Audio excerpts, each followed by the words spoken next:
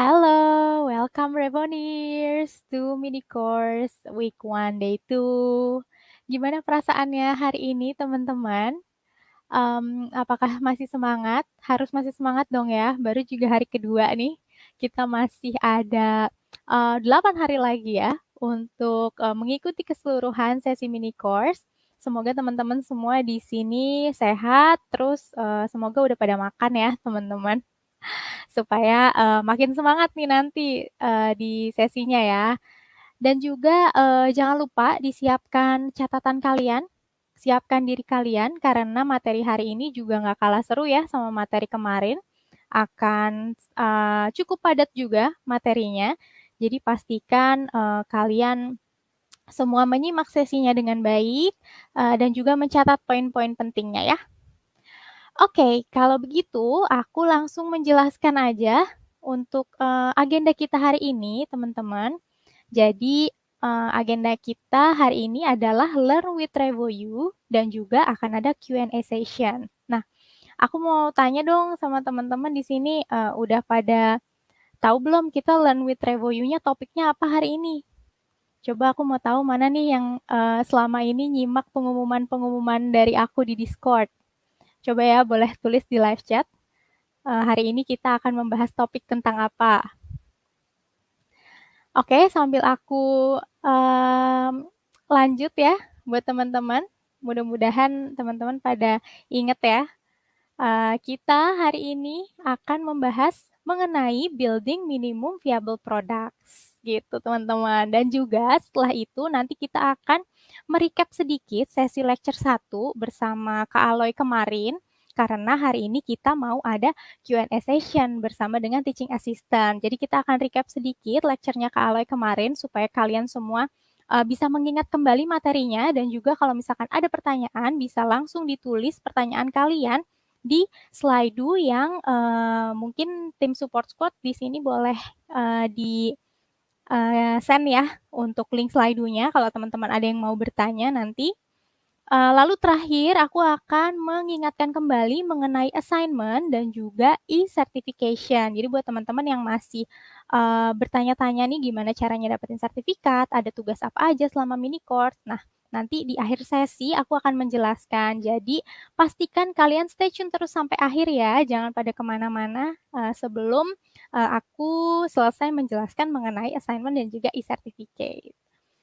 Oke, kalau begitu teman-teman, jadi pembicara kita hari ini adalah Kak Fajar Anugrah yang merupakan Digital Product Owner di Commonwealth Bank Indonesia. Nah, teman-teman udah gak sabar nih ya kayaknya untuk langsung masuk ke sesi hari ini. Nanti kalian akan kenalan langsung ya sama Kak Fajar mengenai building minimum viable products. Oke, kalau gitu aku panggilkan dulu ya Kak Fajarnya untuk kalian bisa berkenalan langsung nanti sama Kak Fajar. Halo Kak Fajar. Halo semuanya, selamat malam. Oke, selamat malam tuh teman-teman. Coba boleh balas ya di live chat, ucapin selamat malam juga kepada Kak Fajar. Iya. Gimana Well, kabarnya hari ini semoga Kak di jam Fajar? baik dong, meskipun sudah malam tetap harus semangat pagi ya kita ya. Oke, mantap sekali. Baiklah, kalau Iya. begitu Kak Fajar nanti boleh langsung kenalan sama teman-teman di sini dan aku persilahkan untuk langsung dimulai aja kalau sudah siap ya Kak ya. Selamat belajar teman-teman. Oke, semuanya langsung aja ya. Jadi malam ini mungkin kita akan sharing nih terkait apa sih MVP dan konsep MVP di product management. Nah, tapi sebelumnya kita kenalan dulu ya, karena tak kenal maka tak sayang. Oke, jadi perkenalkan nama saya Muhammad Fajar Anugrah, biasa dipanggil Fajar. Nah, sekarang saya bekerja di Bank Commonwealth Indonesia as a Digital Product Owner untuk Wealth Platform. Nah, jadi untuk experience saya sendiri di product management itu for almost 5 years, di mana sebelum di Commonwealth Bank, saya sudah berselancar lah di beberapa tempat, dan itu kebetulan di konsisten as a product management juga.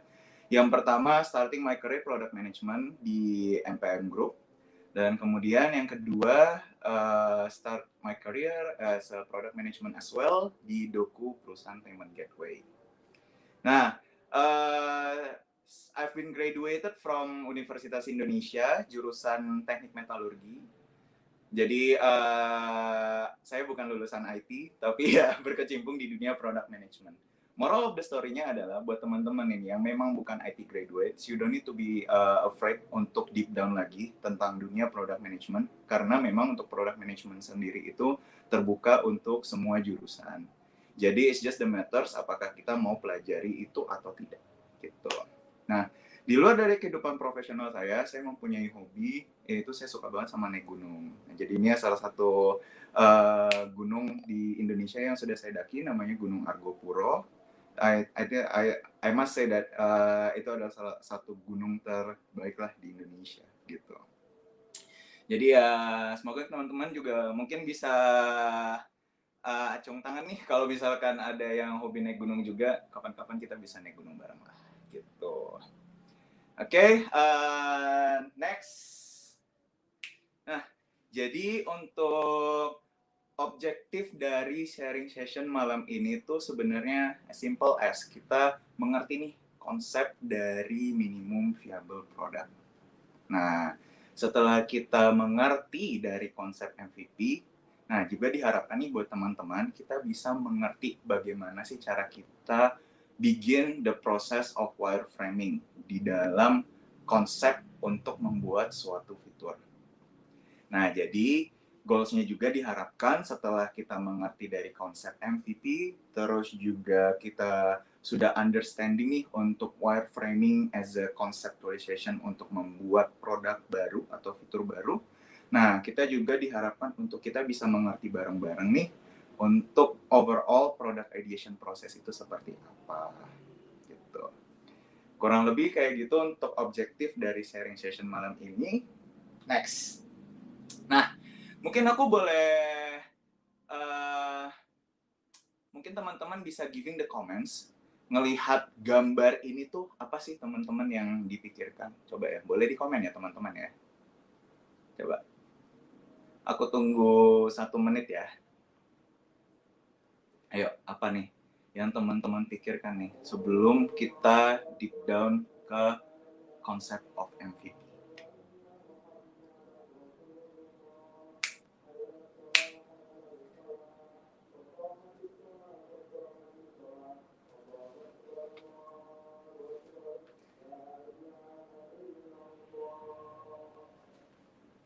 Nah, oke. Jadi, nah teman-teman, kita bisa lihat ya, di sini ada alat pendeteksi gempa, gitu. Nah, tapi sebenarnya konsepnya itu kita bukan bagaimana cara kita membuat, bagaimana cara kita membuat alat pendeteksi gempa. Cuman bagaimana sih kita mengakses kerangka berpikir kita, bagaimana sih how we can make the product as a simple but impactful, gitu teman-teman. Nah, next. Oke, jadi konsep dasar dari minimum viable product. Nah, minimum ini adalah dari sisi effort, oke? Dengan effort yang minimum, oke? Viable itu adalah yang cukup untuk meng-guide customer atau yang cukup untuk mendapatkan nasabah atau mendapatkan atensi dari user, oke? Dan produk itu is something that yang user atau pengguna bisa rasakan, bisa lihat, or even can touch the product. Gitu. Jadi minimum viable product dengan minimum effort yang cukup untuk mendapatkan atensi dari pengguna yang memang bisa dilihat, bisa dirasakan, or even bisa disentuh oleh pengguna. Itu basic konsep dari minimum viable product. Oke? Next. Nah, jadi konsep MVP ini banyak digunakan untuk meng-assess dari asumsi awal. Nah, jadi memang ya, a lot of company itu kita untuk test the many assumption to solve the problem, itu we are using MVP. Kenapa? Karena that's balik lagi, it's a minimum effort. Nah, jadi ketika memang sudah get the attention from our user, berangkat dari MVP, sebuah produk itu bisa berevolusi lagi menjadi sebuah produk yang lebih fiturnya lebih lengkap dan juga akan lebih kompleks lagi. Gitu ya teman-teman, kenapa kita using the methodology of MVP. Oke? And next. Nah, jadi berikut adalah tipe-tipe MVP nih, teman-teman. Nah, jadi di sini ada 5 ya, ada 5 kategori tipe-tipe MVP, yaitu ada landing page, terus juga ada sell before you build, concierge service, Wizard of Oz, dan juga single features. Don't worry, jangan panik, kita breakdown satu-satu ya. Oke? Nah, oke. Yang pertama adalah tipe MVP landing page.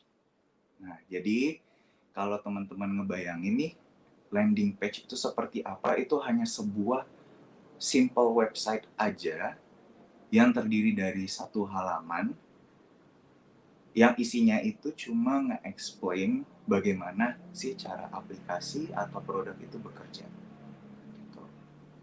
Nah, biasanya di dalam tipe MVP landing page ini itu ada including sign up form nih untuk teman-teman kalau misalkan tertarik nih untuk menggunakan produknya, feel free to drop the email gitu.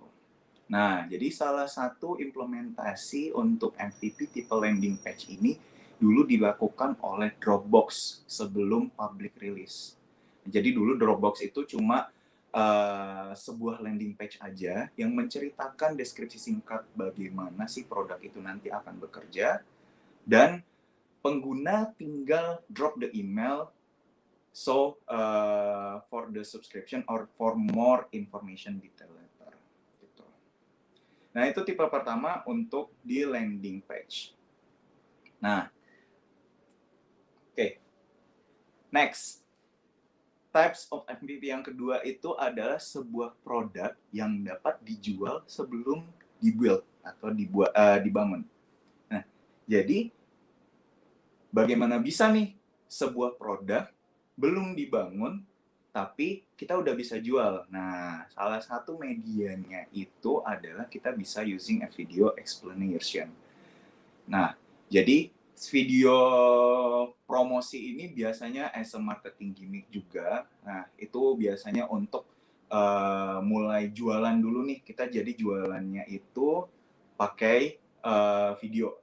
Nah, jadi kalau misalkan memang ada pengguna yang willing to pay karena dari video tersebut, barulah kita buat produknya. Gitu. Itu adalah tipe MVP yang kedua ya. Jadi lewat video explanation lah ya. Oke? Oke. Next. Nah, ini adalah tipe MVP yang ketiga adalah concierge service dengan bantuan manusia. Gitu. Nah, jadi mungkin untuk analoginya dan contohnya itu teman-teman kalau aware dan everyone knows aplikasi Gojek kan pasti. Nah, jadi buat teman-teman nih, awal berdirinya aplikasi Gojek itu hanya sekedar services, concierge service. Jadi kalau misalkan nih dulu ada pengguna yang mau menggunakan aplikasi Gojek, nah itu akan telepon ke call centernya. Nah, di mana call centernya nanti yang akan menghubungkan ke driver terdekat. Gitu. Nah, jadi it's a basically kalau misalkan semakin banyak nih numbers of order by calls, nah itu akan kita bisa lihat lah how well the MVP dari concierge service ini works or not. Gitu. Nah, next untuk tipe MVP selanjutnya itu adalah Wizard of Oz. Nah, jadi buat teman-teman nih, simpelnya produknya ini ada, tapi nggak ada. Bingung nggak? Oke, pelan-pelan ya. Nah, jadi tipe MVP ini, kita ambil contoh aja ya, langsung di Zappos.com. Nah, Zappos ini awal berdiri, si CEO-nya ini, oke, dia hanya membuat sebuah simple website, nah di mana dia mengisi website tersebut dengan foto-foto sepatu yang dijual di sekitar rumahnya. Nah, at that position, dia belum punya sepatu itu. Tidak ada. Tapi seakan-akan di websitenya itu ngejual bahwa, oh ini ready stock loh. Oke? Nah, kalau misalkan nih ada user yang mau order sepatunya, barulah dia ke toko yang menjual, yang ready stock, oke? Baru setelah itu sepatunya baru dikirimkan ke pengguna yang melakukan order. Nah, jadi kayak kebayang ya, maksudnya produknya ada tapi nggak ada gitu loh. Oke?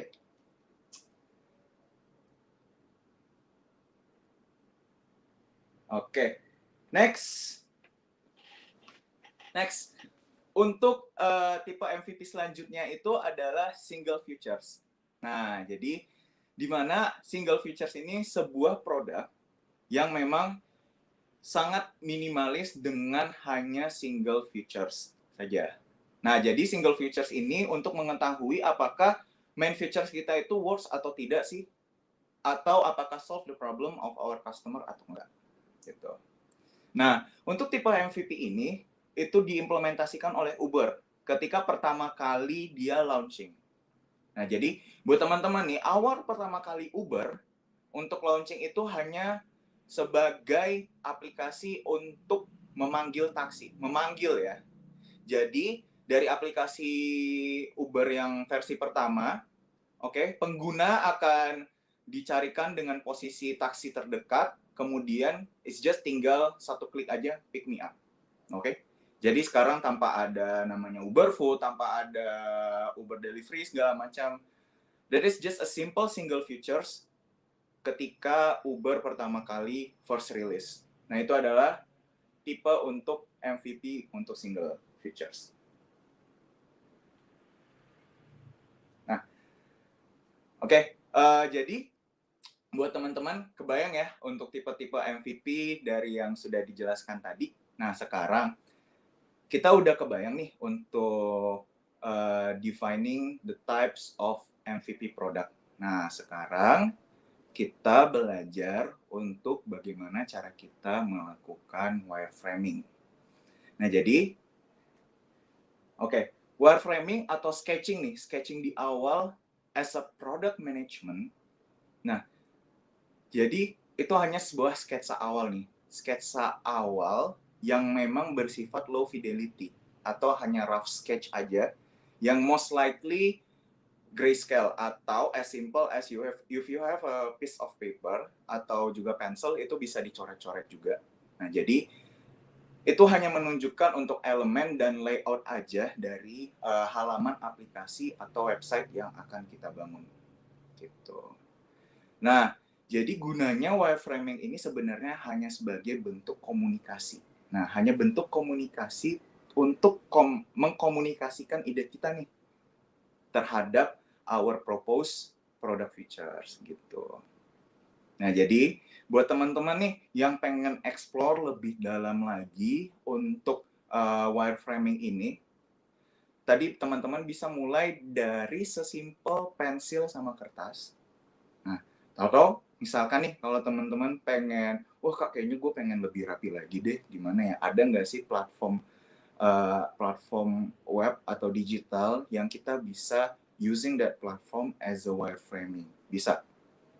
Nah, very common product management using namanya tools Whimsical atau enggak Balsamiq untuk mulai coret-coret soal wireframing nih, gitu.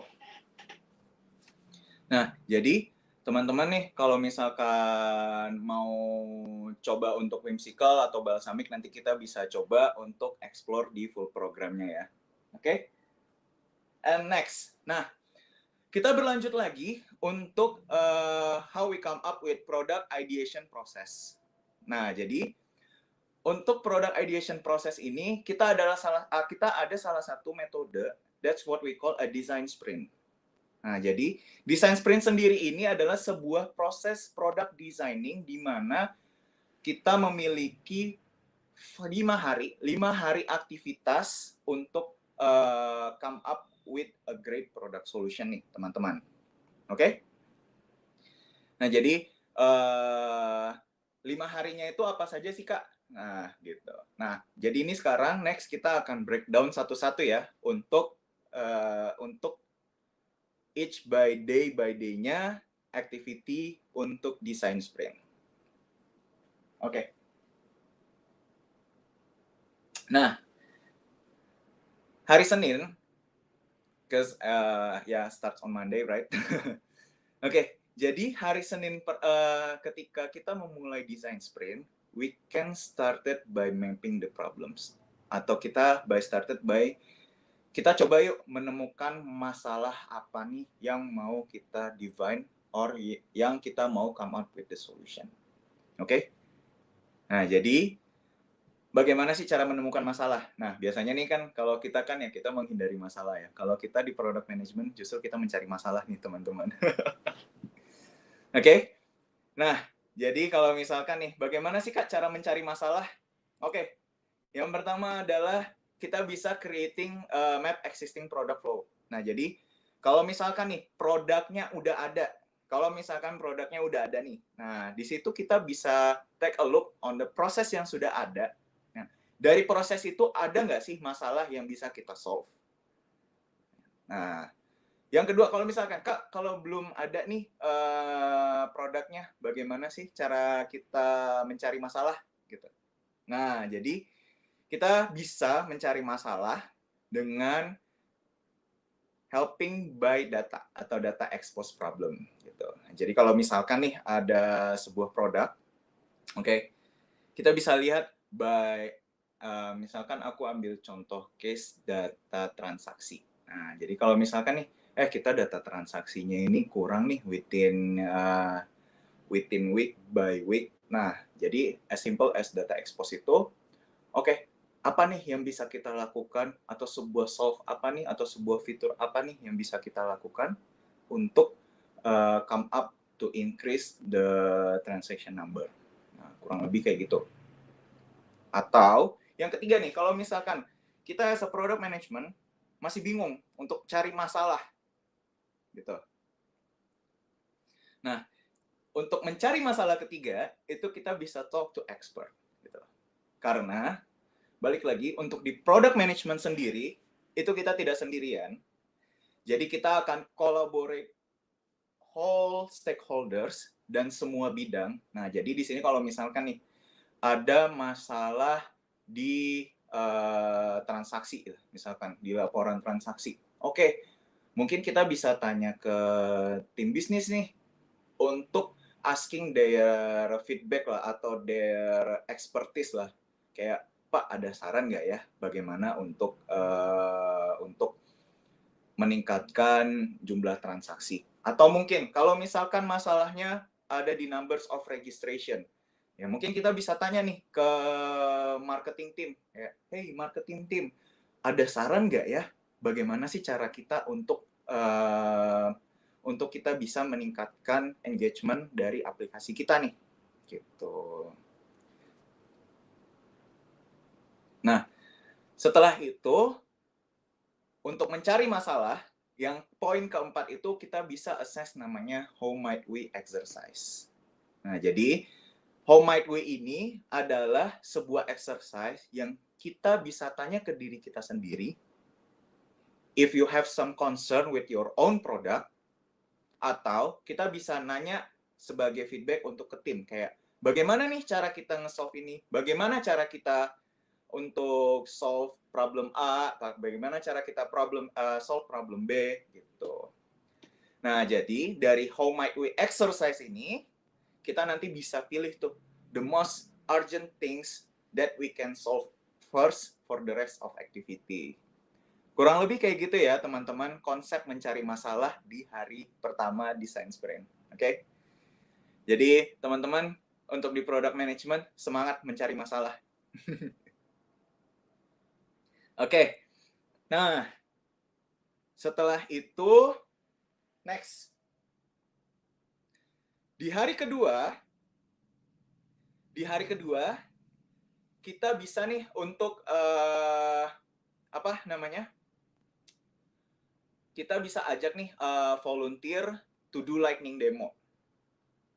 Nah, jadi lightning demo ini sebenarnya bentar.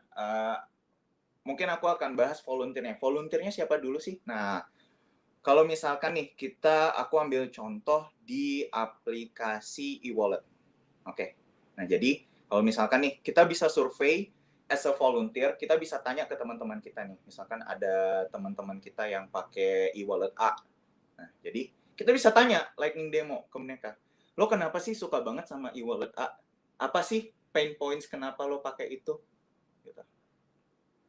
Nah, kita juga bisa gather the feedback dari teman kita satu lagi untuk e-wallet B. Lo kenapa sih bisa suka pakai e-wallet B? Gitu.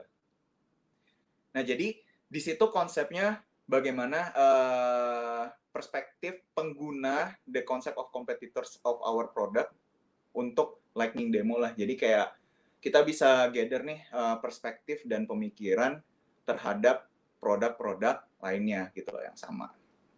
Nah, jadi setelah kita dapat nih untuk lightning demo dari teman-teman kita, oke? Nah, setelah itu kita bisa membuat konsep namanya Crazy Eight. Nah, Crazy Eight ini adalah proses wireframing di awal yang tadi as simple as you can just use a one pencil and paper gitu. Nah, jadi Crazy Eight ini imagine adalah sebuah sketch yang nanti kita akan bahas besok nih teman-teman untuk Crazy Eight. Oke. Nah, jadi sebuah konsep wireframing dengan 8 kotak kosong. Nah, di mana Crazy Eight ini akan represent sebuah proses. Nah, jadi biasanya nih di product management, untuk proses Crazy Eight sendiri akan dilakukan for the whole team, di mana nanti kita bisa come up with more than one Crazy Eight process. That's nanti yang akan bisa kita jadikan konsiderasi sebagai solusi di awal. Gitu. Nah, jadi Crazy Eight ini nggak cuma dari product manager aja ya yang akan buat. That will sell the whole team that will create the Crazy Eight. Oke? Nah, berlanjut untuk hari ketiga, di hari Rabu. Nah, jadi nanti seluruh tim itu akan memilih Zen voting namanya. Nah, jadi it's a silent voting di mana dari banyak proses Crazy Eight yang sudah kita buat di hari Selasa, nah kita akan pilih tuh 3 terbaik gitu loh. Nah, jadi di situ kita akan pilih nih proses Crazy Eight yang terbaik, dan setelah itu, misalkan nih kita ada tim A, dia membuat Crazy Eight proses A, terus B juga membuat Crazy Eight dengan proses yang sama, 3 orang. Nah, kita akan pilih tuh proses Crazy Eight yang terbaik, yang akan dijadikan konsiderasi sebagai solusi. Nah, setelah itu, yang membuat that will present gitu. Jadi dia akan present how does it works, bagaimana detail dari proses Crazy Eight-nya, terus juga bagaimana goals-nya, bagaimana terus proses-prosesnya in a detail. Nah, setelah tim choosing one Crazy Eight as a consideration untuk move selanjutnya. Nah, jadi kita sudah milih tuh, kita udah decided untuk proses Crazy Eight yang mau kita pilih. Nah, setelah itu dari Crazy Eight kita akan buatlah storyboard. Gitu. Nah, storyboard ini adalah versi detail atau enggak upgrading lah dari elaborate Crazy Eight yang sudah kita buat. Kan kalau Crazy Eight tadi kan hanya a piece of paper, hanya gambar sembarang aja yang that is explain di awal lah. Nah, storyboard ini adalah mungkin versi rapinya, lebih rapinya lagi lah gitu dari Crazy Eight. Oke? Next. Nah, di hari keempat setelah kita mempunyai storyboard-nya nih, nah kita bisa using proper UI design tools untuk membuat prototype-nya nih, teman-teman. Nah, jadi mungkin teman-teman kalau misalkan wondering UI design tools itu apa sih? Seperti Figma, atau enggak InVision, atau enggak Zeppelin, gitu teman-teman. Nah, jadi untuk tim produknya sendiri, itu akan terbagi oleh 3, designers, copywriters, dan juga interviewer for usability testing. Gitu. Nah, setelah dari tim product designer nih sudah membuat nih untuk prototypingnya berdasarkan dari storyboard, kita finalize dengan proper wordings dan grafik tentu saja. Nah, setelah itu kita juga akan siapkan nih dari tim product untuk script and stage for usability testingnya nih. Dan kita bisa memulai dengan kita pilih nih untuk calon-calon pengguna kita nih atau target kita, ya bisa aja kita take samples 3 sampai 5 potensial user ya, teman-teman ya. Oke? Nah, next. Di hari terakhir untuk design sprint, itu adalah kita running untuk usability testing dari invitation pengguna yang sudah kita invite sebelumnya. Gitu. Nah, jadi kita memvalidasi nih usability dari prototype yang sudah kita buat gitu. Nah, that's how we collect the insight. Kita juga bisa terima dari feedback-nya dari hasil testing tersebut. Setelah itu kita bisa work up the conclusion dan to-do list untuk prototype kita selanjutnya. Whether we continue or not, atau whether we involving more, kita buat lagi lebih kompleks atau enggak. Nah, itu kurang lebih konsep dari design sprint ya teman-teman ya. Jadi memang untuk to create a very low minimum to validate your idea, to validate your assumption. Metode design sprint itu adalah salah satu metode yang bisa digunakan nih untuk memvalidasi gitu teman-teman. Oke. Nah, setelah tadi untuk after that we gather the review sama feedback berdasarkan usability testing. Nah, sekarang kalau misalkan nih kita mau membuat we want to evolve our prototype to become more representable yang memang benar-benar siap dijual gitu. Nah, jadi di sini kita dapat membuat mock-up nih, wireframing. Nah, jadi memang di mock-up ini adalah versi yang evolving lagi lah, yang memang sudah high level design. Nah, jadi memang dari secara visual, dari secara desain, wording, semuanya itu memang sudah seperti working apps ya, yang memang benar-benar, oke, ini gambaran ketika nanti sudah dipegang sama pengguna nih, pengguna aslinya nih, gitu. So, we create a mockup dan biasanya nih untuk mockupnya sendiri nanti akan dibantu oleh tim product design atau tim product UI UX gitu. Nah, jadi yang tadi aku udah mention sebelumnya, how we can create a mockup untuk high level design each by screen by screen. Nah, itu biasanya using Figma, Sketch, Adobe, Zeppelin, or anything you like gitu loh. Nah, teman-teman bisa give the comment as well, biasanya favorit produk untuk desainnya apa sih gitu. Oke. Nah, jadi untuk recapping our sharing session, nah jadi pertama, to speed up learning process about our customer, our product. Nah, atau juga untuk tes the assumption kita terhadap sebuah solusi. Nah, itu kita bisa build namanya konsep minimum viable product. Gitu. Nah, di mana yang sudah aku jelasin tadi untuk tipe-tipe MVP sendiri itu ada 5, yaitu ada landing page, ada sell before you build, ada concierge service, ada Wizard of Oz, dan juga ada single features application. Nah, jadi to create the MVP, nah kita itu bisa ada berbagai macam metode, tapi yang tadi kita udah pelajari bareng-bareng itu ada that we call a design sprint. Nah, jadi design sprint ini adalah salah satu metode untuk validate the idea within just 5-day process. Gitu. Nah, jadi setelah itu another recap itu adalah Crazy 8. Nah, Crazy 8 ini buat teman-teman mungkin bisa pelajari lebih dalam lagi di full course-nya, dan atau enggak besok kita juga bisa pelajarin untuk Crazy 8. Nah, jadi Crazy 8 ini adalah tools yang bisa kita pakai, tools sederhana untuk kita wireframing. Nah, di mana wireframing ini adalah sebagai bentuk komunikasi kita untuk mengkomunikasikan ide kita as a product management ke whole team. Oke? Nah, jadi buat teman-teman nih yang mau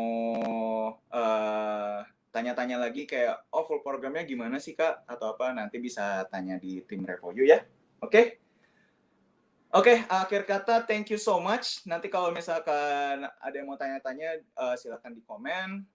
Untuk sesinya aku bisa kembalikan ke Dea. Terima kasih banyak. Thank you so much Kak Fajar untuk sharing-sharing materinya nih ya untuk malam ini. Mudah-mudahan teman-teman semua di sini udah agak paham ya mengenai salah satu task dari seorang product manager ya teman-teman. Nah, jadi ini tuh apa ya, kalian tuh bisa tadi tuh kayak ngintip sedikit lah ya mengenai salah satu materi yang dipelajari di product management nih teman-teman. Tapi sebenarnya kalau kalian mau jadi product manager masih banyak banget ilmu-ilmu yang perlu kalian kuasai. Tapi nggak apa-apa teman-teman. Tadi kan Kak Fajar juga bilang ya, kalau misalkan bisa dipelajari kok. Bahkan Kak Fajar aja nih yang nggak ada background IT gitu ya, sekarang ya udah berkecimpung di bidang ini gitu, di bidang product management. Jadi semoga teman-teman semuanya kalau misalkan emang kalian mau berkarir jadi product manager, kalian bisa mempelajari dan juga konsisten untuk untuk mendalami ilmunya ya. Semoga kalian semua kalau emang ada yang pengen switch karir bisa cepat terwujud ya teman-teman. Nah, aku akan masuk ke sesi berikutnya, yaitu tadi kan aku janji mau ada recap lecture ya sama teaching assistant kita dan juga akan ada Q&A session. Jadi teman-teman nanti siapkan pertanyaannya. Tapi sebelum itu, aku mau menginfokan dulu ya teman-teman mengenai Revoyu Updates. Mungkin teman-teman yang kemarin belum sempat menyimak gitu ya mengenai Revoyu atau mengenai full stack programnya, aku mau ngejelasin lagi sedikit ke teman-teman gitu.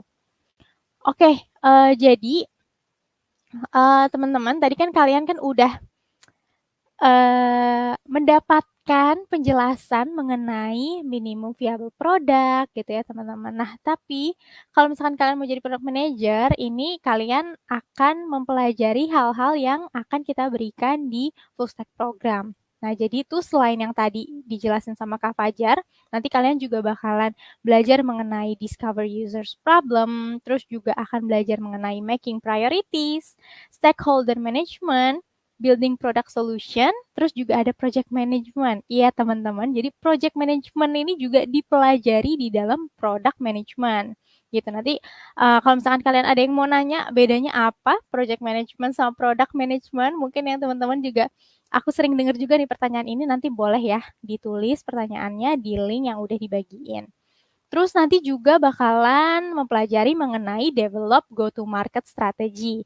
Jadi dari product communication-nya, marketing strateginya, sampai operation setup. Jadi benar-benar lengkap banget ya teman-teman yang nanti akan kalian pelajari kalau misalkan kalian join ke full stack programnya. Jadi selama 3 bulan kalian akan mempelajari materi-materi ini. Nah tadi kan sempat ngintip ya mengenai salah satunya yang tadi udah dijelasin sama Kak Fajar gitu. Oh iya Kak Fajar ini juga merupakan instructor loh teman-teman di full stack program. Jadi kalau misalkan kalian mau ketemu lagi sama Kak Fajar, mungkin boleh daftar ya ke full stack programnya. Linknya udah ada di pin message live chat YouTube dan juga ada di Discord yang suka aku share di channel announcement.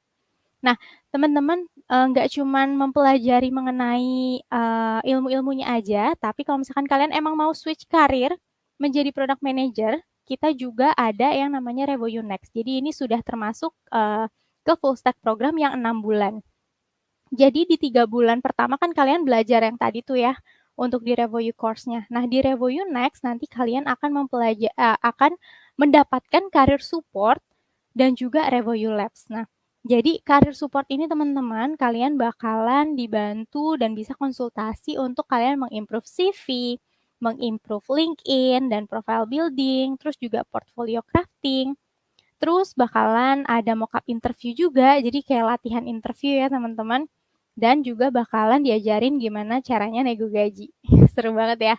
Nah, terus di Revoyu Next kalian juga bakalan ngedapetin yang namanya Revoyu Labs. Jadi Revoyu Labs ini kalian akan ngerjain project disupervisi sama mentor ya supaya hasilnya nanti lebih baik. Nah, jadi project-project ini selain bisa mengasah skill kalian dan juga mempraktekkan yang udah kalian pelajari selama course-nya, ini juga bisa kalian masukin ke dalam portfolio dan juga pastinya bisa jadi pengalaman kalian ya. Jadi nanti kalau misalkan kalian ngelamar kerja jadi product manager, walaupun kalian nggak punya pengalaman sebelumnya sama sekali, nah di Revoyu Labs inilah yang nantinya bisa jadi pengalaman kalian dan bisa jadi bekal kalian nih untuk nanti kalian bisa melamar kerja di bidang product management. Jadi walaupun kalian misalkan fresh graduate atau kalian udah experience tapi experience-nya nggak di bidang product management. Nah, Revoyu Labs ini akan sangat berharga sekali ya teman-teman buat nanti kalian kalau emang mau switch karir atau mau memulai karir di tech companies jadi product manager. Nah, terus selain itu kita juga ada yang namanya hiring partner. Hiring partner ini jadi para hiring partner kita ini kalau misalkan lagi ada job opening, student-student di Revoyu itu punya privilege untuk CV-nya di-review langsung oleh mereka tanpa perlu apply lewat job portal gitu. Jadi bahkan kalau misalkan performance kalian ini performance kalian bagus banget gitu selama di full stack programnya, kita juga bisa merekomendasikan kalian ke hiring partner. Jadi kalau misalnya emang kalian udah join ke full stack-nya, harap dimaksimalkan ya teman-teman performance kalian nanti selama full stack. Buat teman-teman yang udah daftar, good luck buat admission prosesnya. Buat teman-teman yang masih tertarik baru mau daftar gitu ya, boleh kok daftar dulu aja karena selama daftar dan jalanin tes itu belum dipungut biaya apa-apa gitu teman-teman. Kenapa aku bilang bisa daftar dari sekarang? Karena nanti kalian baru masuk ke tahap payment. Jadi ini adalah salah satu payment metodenya ya. Kalau misalkan kalian masuk ke tahap payment itu kalau kalian udah lulus semua rangkaian tes untuk join ke full stack program.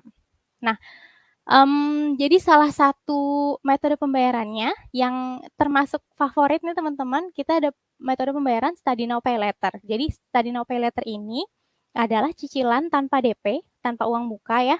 Jadi selama 6 bulan kalian cukup bayar 240.000 aja per bulannya. Lalu nanti cicilannya dimulai ke bulan ke-7 dan start from 1 jutaan per bulan. Nah, kalau misalkan kalian belum kerja atau usia kalian masih di bawah 21 tahun, kalian wajib mengajukan bersama wali atau anggota keluarga lain yang usianya minimal 21 tahun dan maksimal 55 tahun. Dan juga wajib memiliki penghasilan minimal 3 juta per bulan. Nah, teman-teman kalau misalkan kalian tapi udah kerja, terus kalian udah di atas 21 tahun, kalian nggak perlu ngajuin bersama wali, nggak apa-apa gitu. Jadi bisa ngajuin sendiri. Jadi syarat ini adalah kalau misalkan kalian masih di bawah 21 tahun dan belum kerja ya teman-teman, jadi wajib pakai wali. Nah, kenapa sih kok Revoyu mengadakan opsi pembayaran ini? Nah, karena teman-teman menurut yang udah-udah, jadi rata-rata student di Revoyu itu di bulan ke-7-nya tuh udah pada dapat kerja. Jadi harapannya udah bisa bayar cicilannya. Nah, bahkan yang dapat kerja di sebelum bulan ke-7 juga ada ya teman-teman. Tapi kalau misalkan kalian udah dapat kerja sebelum bulan ke-7, kita nggak akan kayak langsung nyuruh kalian bayar 1 jutaan per bulannya gitu. Jadi tetap aja gitu ya bakalan start cicilannya itu dari bulan ke-7 walaupun misalkan kalian udah dapat kerja nih di bulan ke-3 atau bulan ke-4 misalnya. Gitu. Jadi memang Study Now Pay Later ini cukup buat teman-teman misalnya yang masih job seeker gitu ya atau masih fresh graduate, ya mungkin kalian bisa mempertimbangkan opsi yang ini. Tapi kita juga punya opsi pembayaran yang lain ya tentunya teman-teman. Jadi yang pertama ya langsung lunas, yang upfront, dan juga kita ada split payment. Split payment ini 3 kali pembayaran dan tanpa bunga. Terus kita ada juga cicilan yang reguler, jadi cicilan selama 6, 12, atau 18 bulan. Bedanya sama SNPL, kalau cicilan yang ini itu perlu pakai DP, gitu. pakai DP dulu 20% dari total tuition fee, baru nanti cicilannya mulai dari 700 ribuan per bulan. Jadi opsi pembayaran ini bisa kalian pilih berdasarkan preferensi kalian ya teman-teman. Tapi tenang aja, kalau misalkan kalian mau coba daftar dan coba jalanin tes dulu, itu belum dipungut biaya apa-apa ya, jadi belum bayar. Jadi kalau misalkan kalian udah masuk ke tahap payment setelah kalian udah lulus semua proses tes di admisi. Jadi proses tes di admisi itu ada 3 step ya teman-teman gitu. Jadi kalian bisa coba daftar dulu aja kalau memang tertarik, karena kuota kelasnya untuk batch bulan Juni itu udah terisi 95% teman-teman. Jadi jangan sampai nyesel, jangan sampai kelewatan, nanti nunggunya kelamaan. Jadi lebih baik aku saranin kalau emang udah tertarik, coba daftar dulu aja gitu. Karena kan nanti kalian baru masuk ke tahap payment ketika udah lulus semua proses tesnya. Dan nanti ketika tes aku saranin dikerjakan dengan maksimal ya teman-teman, karena tes itu adalah penentuan apakah kalian bisa join ke full stack programnya atau enggak gitu. Jadi good luck buat yang udah daftar dan lagi di proses admisi. Dan buat teman-teman yang udah tertarik tapi belum daftar, yuk coba daftar dulu aja. Linknya udah ada di pin message live chat YouTube dan juga ada di Discord channel announcement. Oke, kalau gitu teman-teman, sekian ya untuk update dari aku. Tadi aku mau nyampein itu aja mengenai kuota yang udah semakin menipis, kuota kelas. Jadi aku saranin silakan daftar ke Full Stack Product Management Program. Oke, kalau gitu kita mau nge-recap lecture dulu nih sama siapa ya? Coba tebak dong teman-teman yang biasa udah ngobrol-ngobrol sama tim lead kita di Discord. Masih inget nggak namanya? Tidak lain dan tidak bukan ya. Aku mau panggilin dulu teaching assistant kita yaitu Kak Emi. Oke, halo Kak Emi. Kak Emi masih di mute sepertinya. Bener. Halo Kak Dea, maaf. Iya, it's okay Kak Emi. Kak Emi apa kabar? Alhamdulillah sehat dan semangat dong. Alhamdulillah. Semangat ya mau sharing-sharing sama teman-teman di sini. Udah sempat ngobrol-ngobrol juga ya teman-teman sama Kak Emi di Discord. Mana nih yang suka nanya-nanya ke Kak Emi di Discord? Akhirnya kalian melihat Kak Emi yang aslinya ya di sesi malam ini. Oke, Kak Emi kalau misalkan udah siap, mungkin aku langsung serahkan ke Kak Emi aja. Teman-teman selamat merecall pelajaran dari Kak Aloy kemarin. Nanti setelah Kak Emi recap lecture-nya Kak Aloy, baru kita akan masuk ke Q&A session. Silahkan. Oke, screenku udah kelihatan belum? Oh ya udah deng. Makasih ya Kak Dea udah di-invite untuk live di sharing mini course PM Revoyu. Nah, halo teman-teman semua, hari kedua gimana nih? Aku mau kenalan diri dulu. Tadi udah dikenalin sih sama Kak Dea, tapi formalitas. Nah, nama aku Muhaimin Hading, tapi biasa dipanggil Emi. Aku asalnya dari Makassar. Kemarin waktu discuss di Discord ada nih yang dari Makassar. Halo semua. Terus aku saat ini sebagai product manager di salah satu cloud kitchen yang bergerak di bidang F&B, teknologi tech, perusahaan tech, tapi yang untuk mensupport tech F&B bisnis berkembang lebih baik. Di Yummy Corp. Terus aku juga alumni FSPM Revoyu batch 1 kemarin di Januari. Nah, pertama kali aku dengar tentang product manager juga sama nih sama teman-teman di sini, itu waktu aku magang di salah satu perusahaan yang mengembangkan produk AI. Kalau teman-teman di sini ada yang pernah pakai namanya Rina AI, dia dia sebuah artificial intelligence yang kita bisa ngobrol. Nah, itu touch pertama aku dengan dunia per-PM-an. Terus kalau dari pendidikan, aku jurusan Teknik Informatika Unhas. Jadi kalau tadi Kak Fajar non IT, aku yang IT nih. Terus S2-nya computational linguistic. Computational linguistic itu bidang yang memfokuskan untuk belajar bagaimana caranya komputer untuk bisa mengerti bahasa manusia. So far suaraku aman kan ya? Nah, oke. Terus kalau dilihat dari produknya computational linguistic ini, teman-teman mungkin familiar dengan mesin translation seperti Google Translate atau Google itu sendiri, chatbot. Nah, itu produk-produk yang berhubungan dengan computational linguistic. Nah, aku walaupun backgroundnya IT, tapi aku memilih nih jadi PM yang jauh dari coding karena aku sadar diri nih, aku nggak bisa coding. Jadi kalau nanti teman-teman dari bidang lain nih, contohnya tadi Kak Fajar, non IT tapi tetap bisa di PM. Nah, karena PM itu emang sangat general ya teman-teman. Awalnya aku juga magang, kemudian setelah magang lanjut sebagai full team. Jadi yang mau aku sampaikan untuk teman-teman yang ataupun fresh graduate di sini yang dapat kesempatan magang sebagai PM, itu aku saranin untuk diambil karena dengan magang itu kita bisa ngelihat nih gimana sih sebenarnya dunia product management itu in real life. Nah, Revo itu ada program magang juga. Nanti kalau mau tahu lebih detail tuh boleh tanya-tanya ke Kak Dea ya. Oke. Nah, saat ini tuh diminta untuk rekap materi Kak Aloy kemarin. Nah, tapi kayaknya di sini nggak akan seru nih kalau aku ngerekap sendiri. Kan kita dari kemarin belajar bareng-bareng ya. Jadi aku mau sama-sama teman-teman di sini untuk ngerekap materi Kak Aloy kemarin. Oke? Rule-nya aku akan put rule nih selama materi ini. Ketika aku memberikan pertanyaan, teman-teman tuh harus menjawab. Kalau nggak ada yang ngejawab, kita nggak akan lanjut sesi.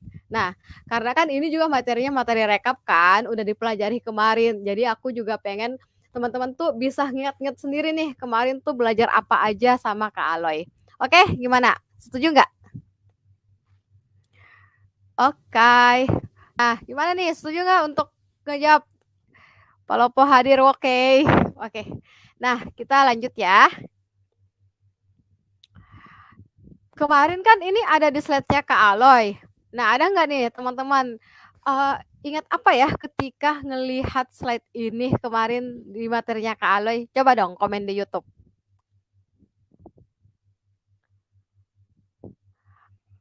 Ayo, materi apa sih keuntungan sebuah perusahaan itu memiliki seorang tim produk? Aku mention nih, Anggiriana, Rio Saputra, Santi Fausia. Oke, kalau setuju-setuju, nah sekarang jawab dong. Kemarin materinya Kak Aloy untuk slide ini kita bahas apa nih? Oke, thank you Aneta Sujayanti. Peran PM. Yes, ini peran PM di slide ini kemarin Kak Aloy itu mention tentang apa sih keuntungan perusahaan atau kenapa sebuah perusahaan itu harus memiliki product manager. Kita coba ya rekap sama-sama. Nah, dari penjelasan Kak Aloy kemarin kita lihat nih kalau ada sebanyak 42% perusahaan startup yang gagal karena produk tersebut atau produk yang mereka kembangkan itu tidak dibutuhkan oleh masyarakat. Nah, toh no market need. Maksudnya seperti apa sih nggak dibutuhkan di masyarakat? Contoh nih, misal di sini ada perusahaan, di sini ada pelanggan. Nah, si pelanggan ini memiliki masalah yang harus diselesaikan, kebutuhan ataupun keinginan yang harus dipenuhi. Untuk memecahkan hal tersebut ini dilakukan untuk menggunakan produk ataupun jasa yang disediakan oleh perusahaan. Dengan adanya kebutuhan yang terpenuhi tadi dari sisi pelanggan, pelanggan ini akan memberikan timbal balik ke perusahaan dalam bentuk uang yang nantinya akan menjadi pendapatan atau laba bagi perusahaan. Nah, proses pertukaran antara perusahaan dan pelanggan ini disebut value exchange nih bahasanya di istilah umumnya.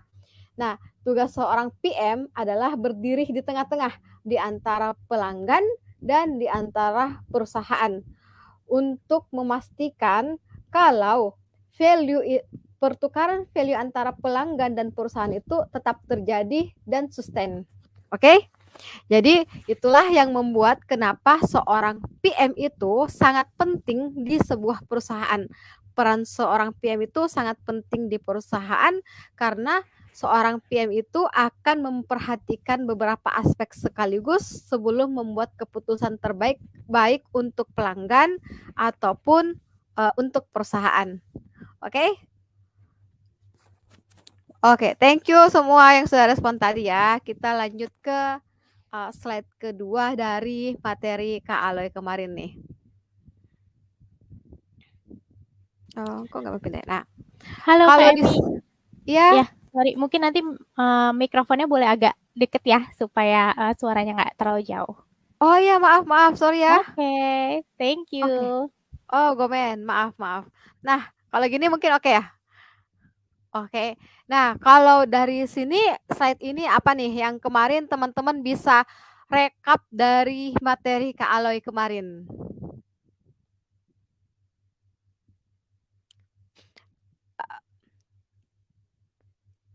Oke, thank you. Ini kayaknya masih respon yang tadi. Oke, kita lanjut ya. Nah, di materi ini kemarin Kak Alo itu mention ada kalau posisi product manager itu dalam sebuah perusahaan berada di antara tim bisnis, desain, dan engineer. Maksudnya seperti apa? Nah, tim bisnis, product manager akan bekerja sama untuk menentukan strategi harga dan pemasaran.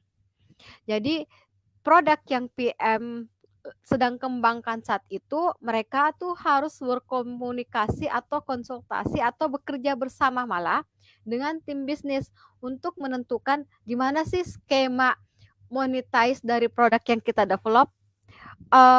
Terus untuk tim desain, product manager akan bekerja sama untuk menentukan bagaimana tampilan interaksi user dengan produk.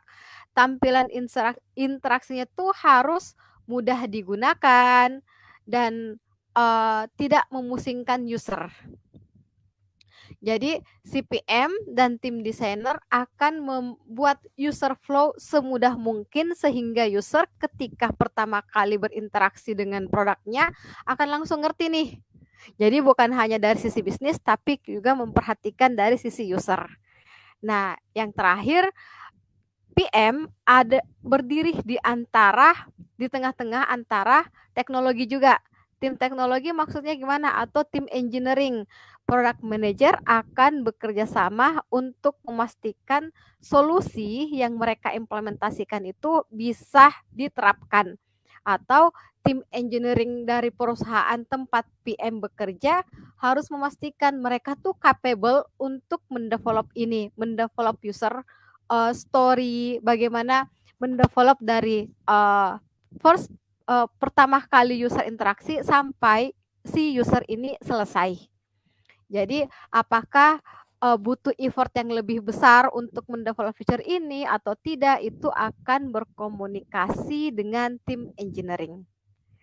Oke, nah gimana teman-teman?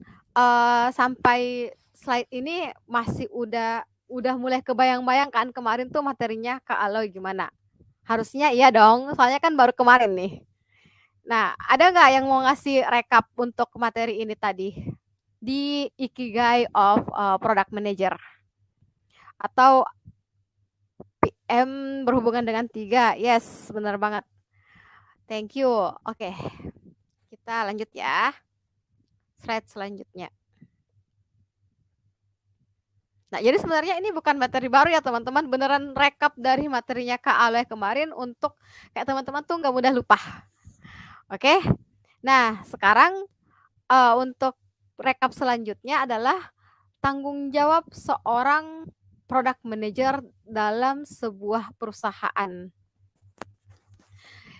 Sebenarnya jika ditarik kesimpulan, tanggung jawab seorang PM itu adalah satu, memahami kebutuhan user. Seorang PM harus bisa mengerti secara deep tentang user mereka. User itu maunya apa ya? Problem atau basic problem yang sebenarnya mereka hadapi itu apa? Terus apa kebutuhan utama atau apa masalah yang bisa kita selesaikan dengan produk kita nih. Jadi mereka tuh si PM ini harus betul-betul sebagai representatif seorang user. Terus yang kedua, bukan hanya dari sisi user, tapi juga harus dari sisi kompetitor. PM harus tahu siapa kompetitornya, baik itu produk yang sejenis ataupun produk yang nggak sejenis, tapi bisa menjadi kompetitor secara tidak langsung. Nah, PM harus bisa mengerti apa yang menjadi pembeda produk yang mereka develop dengan produk yang saat ini sedang ada di pasar atau yang akan datang nih. Jadi kayak dia nggak harus ngerti tentang user, tapi juga harus ngerti tentang saingan-saingan dia nih di luar sana. Bahkan baik itu kompetitor yang tadi aku mention dalam bidang sejenis. Contoh nih, jika ride hailing, ada kan beberapa ride hailing di Indonesia. Tapi ada juga yang kompetitornya bukan dari bidang yang itu. Contoh misalnya kita ambil case pesawat. Yang kemarin juga mungkin udah dimention sama Kak Aloy. Pesawat dulu saingannya waktu dulu nih adalah kapal laut ataupun kayak travel bus kendaraan gitu. Tapi sekarang saingannya tuh bukan lagi di transportasi. Aplikasi berupa Zoom atau alat meeting virtual seperti Google Meet, Lark itu juga menjadi saingan dari si pesawat ini. Karena orang-orang nggak harus melakukan perjalanan menggunakan pesawat untuk melakukan bisnis trip atau meeting, pertemuan bisnis profesional. Karena saat ini udah bisa dilakukan dengan Zoom atau aplikasi meeting virtual lainnya. Nah, itu bisa jadi kompetitornya pesawat. Terus, yang ketiga adalah menentukan kemana arah tujuan produk ini akan didevelop.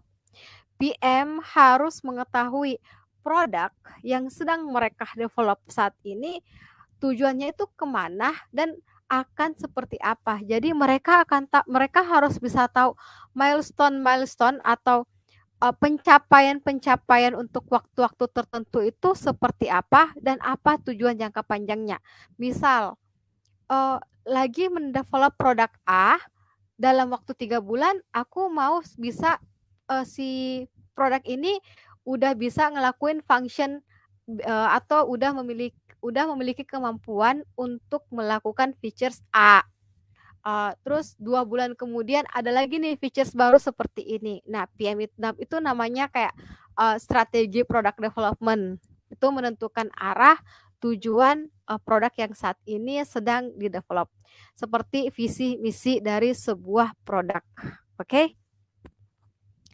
Nah, yang keempat adalah 85% lah. 85% product manager itu bekerja bersama orang, bekerja bersama stakeholder. Stakeholder itu adalah orang-orang ataupun tim yang terlibat dan atau memiliki kepentingan dengan produk yang kita develop. Nah, karena banyaknya tim-tim tersebut atau banyaknya orang-orang, banyaknya kepala, banyaknya pendapat, PM itu harus berdiri di tengah-tengah untuk menyatukan persepsi-persepsi mereka. Jadi, PM harus bisa mengayomi bahwa semua tim mengerti dan mau berjalan bersama-sama untuk membuat produk ini sampai ke user dengan tujuan yang sama. Jadi PM harus bisa memastikan kalau stakeholder A, B, C, dan D memiliki pemahaman yang sama tentang produk yang kita develop. Ketika terjadi miscommunication, PM harus bertanggung jawab untuk itu. Bukan bertanggung jawab juga, yang dia harus bisa meyakinkan semua tim. Oke. Nah, yes, benar sekali Agatha Yosm. Tanggung jawab PM itu menjembatani antara user dan tim manajemen juga. Intinya di communication. Oke, kita lanjut. Kok nggak mau pindah? Nah, ini ada yang masih ingat nggak apa sih product development proses itu dari materi Kak Aloy kemarin? Nah, tulis ya di ini ya, live comment YouTube teman-teman. Apa maksud dari product development process, atau gimana? Contoh deh, boleh contoh apa aja tentang product development process yang teman-teman masih ingat dari penjelasan Kak Aloy kemarin. Nah, gimana nih? Kita hitung sampai 10. 1, 2. Belum ada yang nulis. Gak lanjut loh. 3. Framework PM. Oke. Thank you, Aneta. Namanya lucu, kayak Athena. Nah, product development process adalah proses untuk membuat produk tersebut mulai dari perencanaan, eksekusi, hingga evaluasi, hingga delivery, hingga evaluasi. Jadi, yang pertama dapat kita lakukan adalah 1, merumuskan masalah. Gimana cara perumusan masalah? Kita selalu mulai dari memahami visi misi perusahaan. 2, melakukan riset. Riset itu bisa berupa riset ke market, seberapa besar atau seberapa banyak potensi dari ketika kita ingin mendevelop produk atau features ini. Atau bisa juga riset dari produk itu sendiri.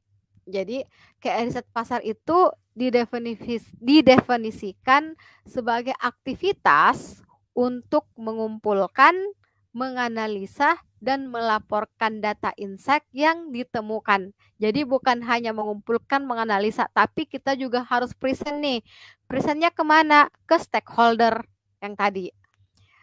Terus riset itu ada beberapa contoh juga, ada riset by source, kita dapat dari internet, atau by interview. Terus metodologinya beda-beda, ada yang kuantitatif, ada yang kualitatif, nanti ada pertanyaan. Terus kita kalau riset pakai yang mana nih?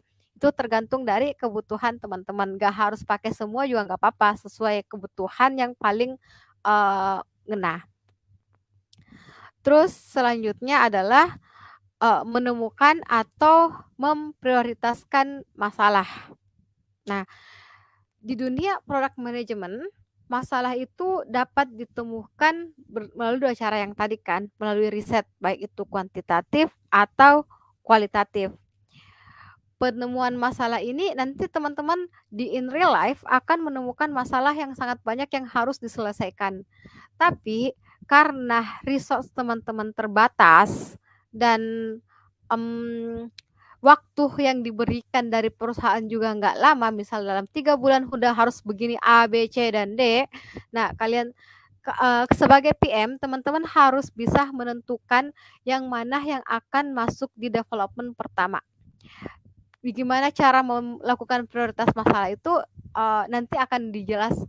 Banyak beberapa framework sih bisa dilakukan, bisa dengan melakukan prioritas menggunakan Kano model. Kano model itu salah satu framework untuk melakukan prioritas. Bisa juga dengan Kano model yang berfokus ke bagaimana bagaimana produk kita itu disukai oleh user, seberapa suka user dengan produk kita. Itu point of view dari prioritaskan masalah menggunakan Kano model. Dan banyak cara untuk memprioritaskan masalah-masalah yang lain. Kayak gitu. Jadi bukan hanya Kano model. Ada contohnya RISE, itu teman-teman bisa cari nanti, atau kita bisa diskusi lebih jauh tentang itu. Dan ada juga kayak materi mini course yang menjelaskan tentang khusus prioritize. Jadi Nah, seorang PM tuh harus bisa intinya seorang PM harus bisa memprioritaskan masalah secara logik dan bukan hanya aku mau mendelivery solusi A deh pertama. Nah, bukan hanya karena mau, tapi teman-teman harus punya justification atau alasan yang kuat kenapa sampai bisa menentukan A yang pertama. Nah, cara menjustification-nya teman-teman tadi menggunakan beberapa framework untuk melakukan prioritize. Oke, selanjutnya adalah menemukan solusi dari masalah-masalah yang telah ditetapkan, mengkonsepkannya bisa menggunakan melakukan kayak udah ada nih masalahnya. Nah, udah ada masalahnya, udah ada solusi yang akan kalian implementasikan. Nah, itu akan dikonsepkan solusinya seperti apa, bagaimana bentuknya. Itu teman-teman akan banyak berkomunikasi dengan tim engineering. Nah, di merumuskan solusi ini sampai menjadi sebuah produk yang nyata itu adalah hasil diskusi yang panjang dengan beberapa stakeholder. Jadi seperti yang tadi ditekankan teman-teman itu ketika sebagai PM harus bisa melakukan atau memiliki communication skill yang baik. Nah, selanjutnya adalah fase delivery, go to market strategi, kayak bagaimana membuat strategi agar produk ini bisa diterima di masyarakat. Nah, itu teman-teman nggak bekerja sendiri, tapi bekerja dengan tim lain seperti marketing. Oke, dalam fase delivery ini, tim produk akan banyak berkomunikasi dengan tim bisnis ataupun tim marketing untuk membahas strategi komunikasi, harga produk, metode pemasaran, dan lain-lain. Oke, kita lanjut. Nah, pekerjaan seorang product manager sering disandingkan dengan peran yang visioner dan strategi.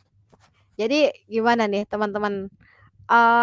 Ketika teman di slide ini ada yang ingat nggak? Kemarin itu Kak Aloy bahas apa ya di sini? Kayak kenapa sih sebuah produk strategi itu penting ditentukan oleh seorang PM? Pada mau jadi PM kan harus bisa bikin strategi. Visi produk. Oke. Makasih Satrio. Nah, strategi ini dapat didefinisikan sebagai pola pikir untuk mengambil sebuah keputusan. Dalam product management, memiliki strategi yang baik itu merupakan kunci dari kesuksesan sebuah produk. Nah, strategi itu berupa apa? Berupa satu, kenapa sih produk paling penting itu bisa menjawab pertanyaan kenapa produk ini harus kita luncurkan dan kenapa sekarang. Kayak teman-teman harus bisa menjawab itu. Kenapa aku harus ngedevelop produk A saat ini juga? Kenapa nggak besok? Kenapa nggak tahun depan? Kayak gitu. Terus teman-teman juga harus tahu di mana memulainya dan bagaimana prosesnya.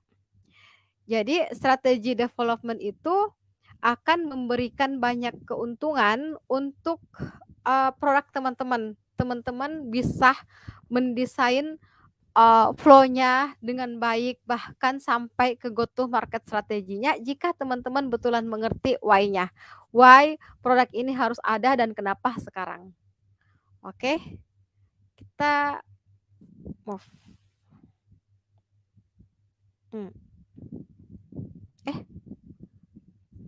Oke, sorry kelewatan.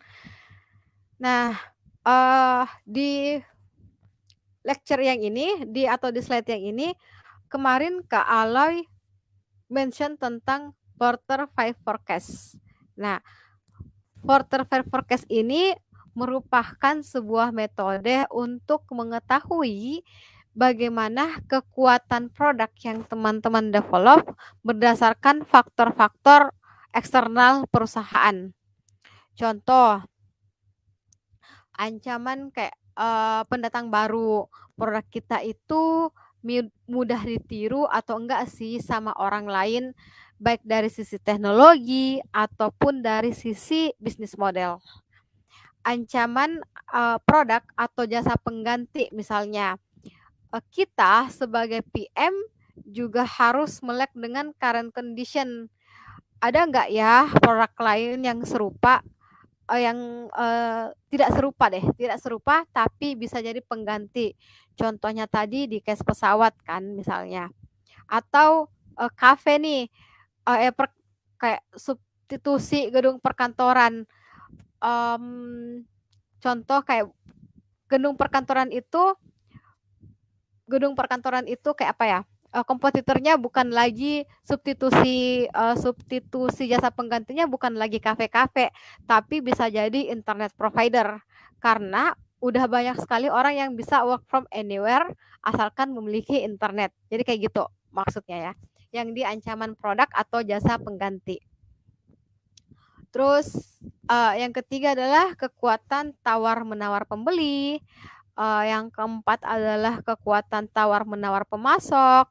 Dan yang kelima adalah persaingan dalam industri sejenis. Contoh misal di ride hailing kayak Gojek, saingannya bisa jadi Grab, Maxim. Jadi itu di industri sejenis. Nah, ini kita bisa membuat strategi berdasarkan 5 hal ini. Kita kelebihannya di mana dibandingkan pihak eksternal. Oke, dari faktor-faktor eksternal. Nah, selanjutnya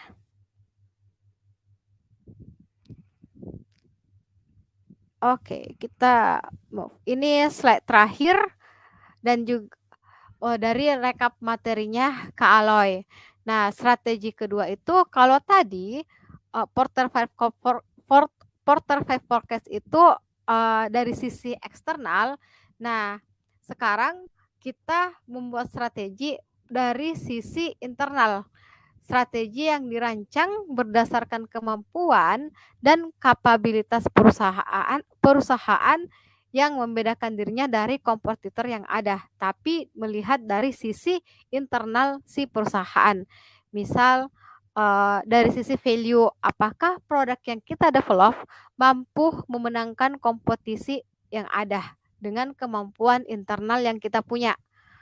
Terus yang kedua, rare, apakah produk kita memiliki sesuatu yang sulit ditiru di industri atau pasar nih.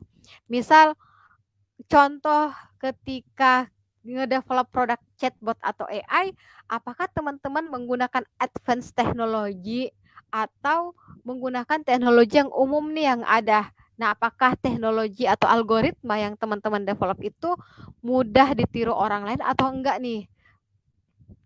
Terus mungkin ada yang nanya algoritma itu apa? Algoritma adalah proses step by step komputer melakukan instruksi atau kegiatan action. Misal ketika ini kita mengupload file, apa yang akan terjadi? Nah, itu contohnya. Terus inimitable, apakah susah untuk mendapatkan substitusi yang sepadan untuk bersaing dengan apa yang kita tawarkan atau apa yang produk teman-teman tawarkan. Nah, yang terakhir adalah support dari organisasi internal. Organisasi atau perusahaan Anda itu mendukung semua sumber daya yang ada di perusahaan teman-teman itu mendukung proses development produk yang saat ini sedang teman-teman kembangkan. Nah, kurang lebih seperti itu rekap lecture-nya kemarin. Terima kasih untuk teman-teman yang sudah ini nih ikutan nimbrung ngerekap bareng materi Kak Ale kemarin. Thank you ya yang sudah komen-komen di live chat. Dari aku udah. Thank you Kak Emi. Udah terrecall semua ya teman-teman materi kemarin. Jadi kita udah siap ya untuk masuk ke Q&A session ya teman-teman.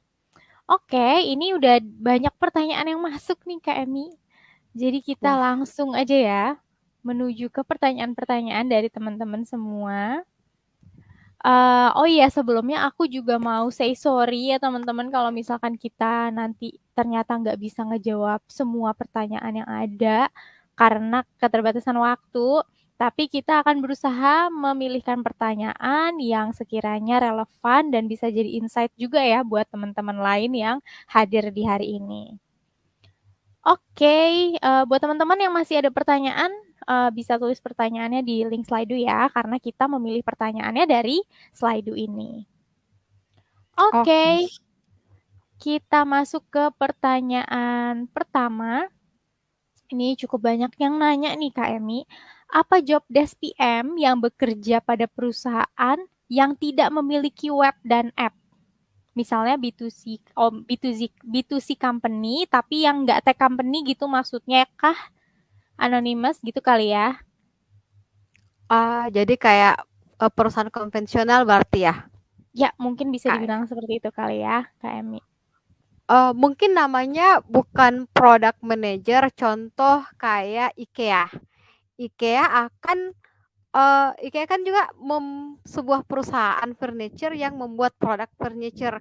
Nah, PM akan aku nggak tahu istilahnya apa, tapi orang yang bekerja sebagai PM di sana akan menentukan, oh bentuk kursinya tuh bagusnya seperti ini, gabus yang cocok itu untuk digunakan nyaman dalam bekerja ini, gabus ini bagusnya untuk dudukan ketika orang-orang ingin makan. Nah, kayak gitu. Jadi sebenarnya mirip-mirip, hanya mereka mendevelop produk bukan produk digital. Jadi kurang lebih kayak gitu. Oke, semoga terjawab ya teman-teman. Jadi kan namanya product manager ya teman-teman. Jadi ya tergantung produknya apa gitu yang dimiliki di perusahaan tersebut. Gitu kurang lebih berarti ya Kak Emi ya. Iya. Oke, kita masuk ke pertanyaan selanjutnya. Semoga terjawab ya teman-teman. Dari Anonymous dan juga 7 orang yang nge-like. Semoga bisa kebayang ya jawabannya. Oke, pertanyaan selanjutnya, bagi yang tidak memiliki background pendidikan atau magang jadi PM, bagaimana agar bisa diterima kerja di PM selain ikut bootcamp? Oke, thank you. Jadi kalau misalnya teman-teman tertarik untuk menjadi PM, tapi backgroundnya bukan di tentang manajemen nih, atau teman-teman belum pernah magang jadi PM dan teman-teman mungkin tidak terlalu tertarik ikut bootcamp. Caranya bagaimana? Teman-teman masih bisa ada kesempatan, tentu saja kesempatan itu selalu terbuka, asalkan teman-teman satu mau berusaha, jadi bisa belajar mandiri sebenarnya. Terus yang kedua, teman-teman setidaknya punya experience nge-leadership orang. Baik itu waktu organisasi, baik itu waktu teman-teman di perusahaan sebelumnya pernah jadi lead, dan di situ terbukti teman-teman bisa melakukan communication yang baik, teman-teman melakukan leadership yang baik, dan teman-teman bisa mendelivery task. Jadi, tapi kalau aku boleh kasih saran, tetap teman-teman harus butuh skill yang khusus untuk PM. Contoh misal ketika menulis PRD itu yang sebenarnya baiknya bagaimana, kayak gitu. Jadi intinya belajar ya teman-teman. Nah, sebenarnya ketika teman-teman udah bertanya di sini adalah salah satu cara teman-teman untuk bisa jadi PM sekalipun bukan dari background pendidikan manajemen. Oke, thank you Kak Emi atas jawabannya. Semoga terjawab ya teman-teman. Kita masuk ke pertanyaan selanjutnya. Kak Aloy, oh mungkin ini kemarin mau nanya ke Kak Aloy, tapi kita ganti ya, jadi Kak Emi nggak apa-apa ya. Kak Emi, bedanya product manager, product developer, product designer, sama product researcher itu apa ya? Apakah posisi-posisi ini tugasnya mirip-mirip atau bahkan sama? Oke, bukan sama ya, tapi job desk mereka tuh beririsan satu sama lain. Nah, satu, kalau product manager yang akan nge-lead product development. Jadi teman-teman yang akan menentukan produk apa yang akan di-develop, masuk sprint berapa, dan sprint itu proses development yang mana, dan siapa-siapa yang terlibat dalam sini. menentukan desainnya seperti apa, bukan hanya desainnya, user flow-nya. Intinya teman-teman harus bisa mendefinisikan produknya dari A sampai Z jika product manager. Product developer adalah orang yang di bagian tim engineering. Developer itu istilahnya engineering kalau di dunia IT. Nah, developer itu yang akan mengoding ide si PM ini menjadi nyata. Terus kalau product designer, dia yang akan menggambar ide si product manager ini atau mendesain tombolnya nanti bagusnya di atas kah, di bawah kah, di tengah kah, itu tergantung dari hasil product researcher. Kayak gitu teman-teman. Jadi sebenarnya enggak sama, tapi akan saling beririsan, bahkan selalu beririsan. Mantap sekali jawabannya. Terima kasih Kak Emi. Jadi PM itu yang menengahkan semuanya juga nih ya berarti ya Kak Emi ya? Ah iya benar. Oke, semoga terjawab ya teman-teman yang punya pertanyaan yang sama. Emang namanya tuh mirip-mirip, produk ini, produk ini, produk ini. Tapi tadi bedanya udah dijelasin ya sama Kak Emi. Semoga nggak bingung lagi. Oke, kita pertanyaan selanjutnya. PM kalau bikin laporan pakai Excel kah? Laporannya membahas seperti apa? Maksudnya apakah bagian penjualan dan lain-lain? Dan melaporkan presentasinya ke siapa? Oke, makasih. PM kalau bikin laporan pakai Excel. Kalau dibilang pakai Excel ada, tapi nggak harus Excel. Banyak teman-teman pakai PowerPoint pun bisa, tergantung kebutuhan teman-teman mau membuat laporannya itu untuk apa. Ketika ingin menunjukkan data yang banyak terus memakai grafik itu pakai Excel bisa banget. Tapi ketika teman-teman mau menunjukkan reason kenapa sampai teman-teman berpikir untuk flow yang paling bagus tuh seperti ini, itu bisa presentasi atau bisa juga prototipe langsung kayak gitu. Jadi nggak menutup di satu jenis laporan, dan kalian bisa menggunakan laporan apa aja, bahkan dalam bentuk doc pun bisa. Nah, melaporkannya atau mempresentasikannya ke siapa? Ke stakeholder yang berhubungan dengan produk yang teman-teman develop. Bisa juga, dan tidak menutup kemungkinan teman-teman itu akan presentasi ke CEO-nya teman-teman, ke head of chief product officer-nya teman-teman, bahkan ke beberapa PM juga, ke tim engineering juga, jadi ke semua stakeholder sebenarnya. Oke. Oke, semoga terjawab ya teman-teman. Sorry banget ya aku terdistract dengan spam barusan di live chat. Mohon tidak digubris ya teman-teman. Oke, host jauh-jauh ya akun-akun yang spam. Banyak ya ternyata. Iya. Oke, kita masuk ke pertanyaan selanjutnya ya teman-teman.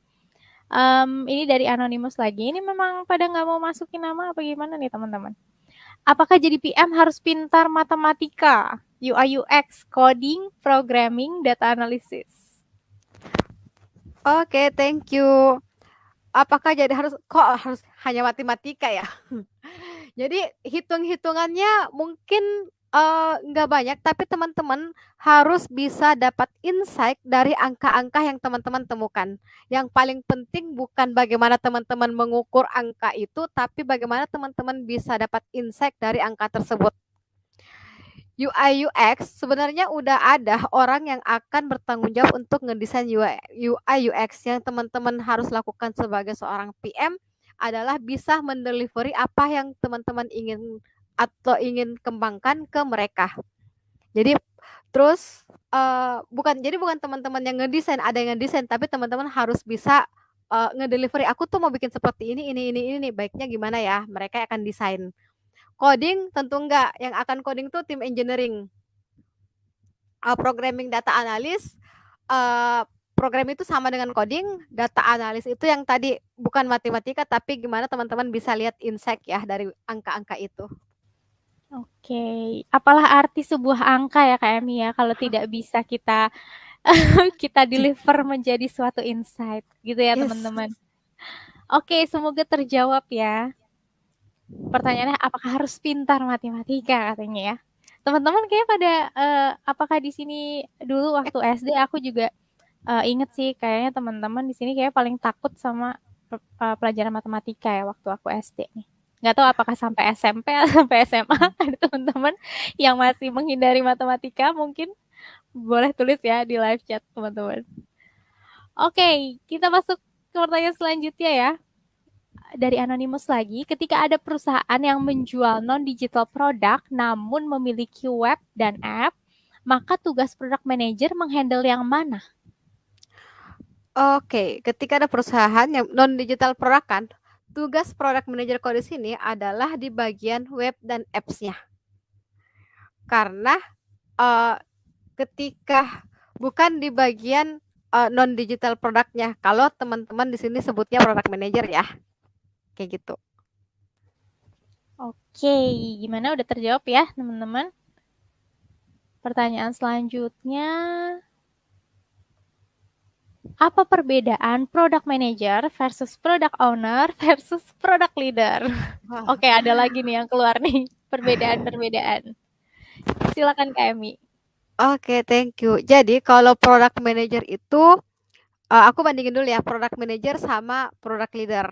Product manager akan lebih banyak ke eksekusi jika dibandingkan product leader. Product leader akan lebih banyak ke strategical. Jadi dia yang akan membuat roadmap jangka panjang yang akan didelivery ke product manager untuk membuat untuk melakukan eksekusi dari strategi itu. Nah, kalau product owner sendiri sebenarnya mirip-mirip dengan product manager, hanya saat ini udah jarang digunakan. Jadi sebenarnya mirip persis, tapi dia akan lebih cenderung ke produk itu saja. Jadi dia nggak mikir tentang produk-produk yang lain. Product owner akan bertanggung jawab dengan produk yang mereka develop saat itu. Semoga menjawab ya. Semoga menjawab teman-teman dan semoga nggak bingung lagi ya dengan nama-nama yang ada produk-produknya. Pertanyaan selanjutnya, apakah tugas selanjutnya dari product manager itu menjalankan proyek produk baru lainnya sambil tetap memonitor hasil produk yang sudah dirilis pada proyek sebelumnya? Oke, terima kasih. Apakah tugas selanjutnya? Oke. Biasanya kalau teman-teman udah mendevelop produk baru, teman-teman sementara mendevelop produk nih dan udah selesai, teman-teman akan terus pantau itu. Nah, ketika udah mulai stabil, teman-teman udah bisa ngambil lagi produk baru, kayak gitu. Circle-nya kayak gitu. Tapi teman-teman harus tetap memastikan produk yang kemarin itu tetap berjalan dengan baik. Kebayang ya teman-teman ya. Jadi maksudnya bisa lebih dari satu produk ya Kak Emi ya, cuman harus lihat kondisi juga nih produk yang satu nih udah bisa agak dilepas belum nih gitu ya kurang lebih ya. Iya. Oke, semoga terjawab ya teman-teman. Gimana nih? Udah cukup menjawab belum? Dan udah cukup kebayang belum nih? Mungkin teman-teman di sini takut kali ya, waduh, aku satu orang product manager bisa megang berapa produk nih? Biasanya bisa megang berapa produk Kak Emi? Kalau PM itu? Kalau di Kak Emi tempat pernah yang megang berapa? Kalau di tempat yang sekarang aku megang 2 sekarang. Mantap. Tapi biasanya kalau yang Kak Emi tahu tuh biasanya bisa sampai berapa produk, Kak? Tergantung kapabilitas orang gimana dia memanage waktu. Tapi ada teman yang pernah sampai maksimal 3 sih kayaknya, lebih dari 3 mati sih. Oke, Nggak baik. mampu. Baiklah tuh teman-teman udah kebayang ya. Berarti kira-kira kalau kalian beneran jadi product manager, kita sambil masuk ke pertanyaan selanjutnya ya. Kak, contoh proksis itu seperti apa ya? Sebagaimana yang pernah dikatakan Jeff Bezos. Proksis. Aku baru dengar sih guys. Coba teman-teman Proksis ya? boleh coba di-clarify ya, dan tentunya teman-teman yang pada naruh jempol. Oke, kita ke pertanyaan selanjutnya dulu aja ya Kak Emi ya. Oke. Contoh penggunaan metode Amazon Star, Kak. Contoh penggunaan metode Amazon Star. Amazon Star ini yang dibahas di manakah Abdul Ghani Hadiningrat? Oke, kita masuk lagi aja ke pertanyaan yang lain ya, teman-teman. Luar biasa. PM masuk divisi apa ya? Dan apakah PM kerja sendiri atau ada banyak PM dalam satu company? Oke, PM masuk biasanya di tim produk atau tim teknologi umumnya. Tapi kalau perusahaan itu punya tim produk, dia pasti masuknya di tim produk. Terus apakah PM bekerja sendiri atau banyak PM dalam satu company? Kalau tergantung dari perusahaannya. Kalau perusahaan tempat teman-teman bekerja masih baru, biasanya hanya ada satu PM dan itu mungkin CEO. Tapi kalau misalnya udah udah besar, PM-nya pasti lebih dari satu. Karena produknya banyak, karena PM nggak bisa megang lebih dari 3 produk atau feature development kayak gitu. Oke, semoga terjawab ya teman-teman. Oke.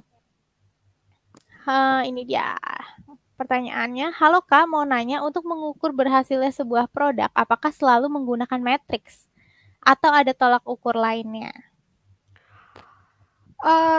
Matriks itu sebenarnya tolak ukur. Jadi benar, untuk so far yang sekarang ini kita paling sering memakai matriks, baik itu matriksnya berupa yang angka ataupun matriks berupa how satisfy user. Seberapa suka user dengan produk kita itu juga masuk dalam matriks. Kayak gitu. Berarti tolak ukurnya itu ya dari yang pasti balik lagi ke user ya KM ya. Kalau Iya. untuk PM. Oke, kita ke pertanyaan selanjutnya. Ini tadi udah dijawab ya yang perbedaan product manager dan lain-lain. Apakah jika ingin jadi PO, product owner dan PD diawali berkarir jadi PM? Oh, tadi sebenarnya Kak Emi udah jawab ya teman-teman untuk pertanyaan yang ini. Ini ada pertanyaan dari Andika, jika PM mengurangi resiko kegagalan produk, lalu apakah gagal atau tidaknya suatu produk menjadi tanggung jawab PM bukan developer? Yes, benar. Developer itu ngikut ke PM. Apa yang PM katakan, developer akan nge-develop seperti itu. Jadi tanggung jawab dan bebannya itu ada di PM. Oke. Sip. Berarti mudah-mudahan terjawab ya dari Andika. Oke, ini pertanyaan selanjutnya lagi, kapan suatu produk dapat dikatakan sudah stabil hingga kita bisa ambil project untuk produk lainnya? Oke, sebenarnya ketika produk tersebut masih digunakan oleh user, maka sebenarnya produknya itu masih harus tetap diperhatikan. Tapi ketika sudah stabil, misal, usernya udah tetap seperti itu dan usernya nggak terlalu ada masalah, masih numbernya kayak udah meningkat, tapi nggak terlalu signifikan, itu masih kategori stabil. Nah, ya, untuk mengambil proyek baru sebenarnya bukan yang baru-baru banget, tapi proyek yang masih berhubungan dengan produk itu untuk di-improve lagi. Kayak gitu. Oke, semoga kebayang ya teman-teman. Ini Kak Aloy kita ganti lagi ya jadi Kak Emi. Halo Kak Emi, salam kenal. Di PM kan ada riset dulu nih. Nah, yang aku tahu di tim UX juga ada riset. Bedanya apa dan siapa duluan yang mulai riset? Oke, yang PM lakukan adalah riset tentang aku jawab pertanyaan kedua. Nah, bedanya apa dan yang melakukan riset duluan siapa? Yang melakukan riset duluan adalah seorang PM karena PM akan ngeriset produk ini punya market seberapa gede. Ketika kita nge-develop, ada nggak orang yang mau pakai produk kita? Nah, riset yang dilakukan oleh UX adalah, ini si PM udah nyuruh untuk buat nyelesain masalah A dengan solusi B. Gimana ya prosesnya supaya user bisa mendapatkan problem solving dari masalah mereka. Nah, prosesnya apa? Apa yang si user ini akan lakukan pertama ketika dia masuk di aplikasi kita. Terus apa yang mereka akan lihat, apa yang mereka akan dapatkan. Nah, itu yang dilakukan oleh UX research karena UX research berfokus kepada user interaction. Sedangkan PM research yang secara general di awal tadi berfokus ke seberapa besar market dari produk tersebut. Oke, semoga terjawab ya mengenai ini. Pertanyaan selanjutnya, kiblat dari seorang PM yang terkenal dan bisa dijadikan rujukan. Siapa PM yang terkenal, Kak Emi? Sebenarnya aku bukan PM terkenal, tapi aku juga tahunya dari FSPM ya. Semua instructor waktu FSPM itu selalu mention satu buku yang berulang-ulang. Ada 2 buku. Yang pertama Inspire, Marty Kagan. Terus yang kedua adalah Lean Startup dari Erics. Jadi kalau teman-teman mau tahu bagaimana good PM in the real case itu bisa baca 2 buku itu. Oke, Kak Emi mungkin nanti boleh tulisin judul bukunya Kak di chat. Nanti aku coba kirimin ke teman-teman. Kalau teman-teman mau baca. Oke. Sip. Sambil Kak Emi ngetik nama bukunya, mungkin boleh dikirim di chat di sini, Kak. Kita sambil ke pertanyaan selanjutnya ya, teman-teman. Permisi Kak, berarti seorang PM itu melakukan sesuatu dengan benar atau melakukan sesuatu yang benar tuh maksudnya gimana ya? Coba mungkin Kak Emi bisa jawab. Seorang PM melakukan sesuatu dengan benar atau melakukan sesuatu yang benar. Harus melakukan sesuatu yang benar. Jadi kayak dimulai dari mereka harus selalu punya justification dari setiap langkah yang mereka lakukan. Kenapa A? Kenapa bukan B? Mereka tuh harus bisa ngejawab itu. Jadi harus sesuatu yang benar. Oke, sesuatu yang benar. Baiklah. Thank you Kak Emi.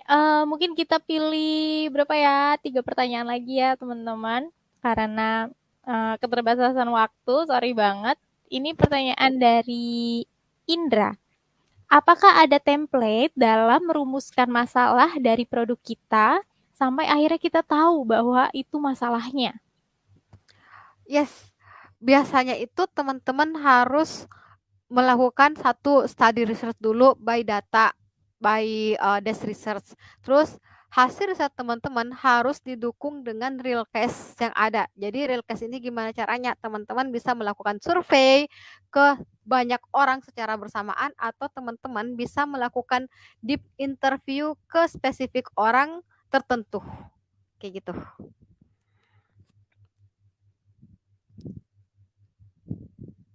Oh sorry, aku masih di mute ya. Semoga terjawab ya Indra, gimana? Sudah boleh kita ke pertanyaan selanjutnya. Oh ada Indra lagi di bawahnya ya. Pertanyaan lanjutan. Sebagai product manager, apabila kita sudah tahu problem yang terjadi, langkah awal yang efektif untuk cari solusi atau strateginya itu bagaimana? Jadi dari hasil interview teman-teman, teman-teman tuh akan dapat dari hasil interview ataupun survei ataupun research, teman-teman akan dapat insight masalah yang terjadi. Nah, insight masalah itu teman-teman pasti ada kebayang nih solusi apa yang bisa teman-teman lakukan. Nah, ketika udah mulai merumuskan solusi, udah ada solusi A, B, C, dan D, saatnya memutuskan nih yang mana ya solusi yang paling effortnya paling mudah dikerjakan tapi memberikan impact yang paling besar. Kayak gitu strateginya. Oke, semoga terjawab ya pertanyaannya. Tadi aku bilang berapa pertanyaan lagi? 3 ya. Ini udah keambil 1 ya.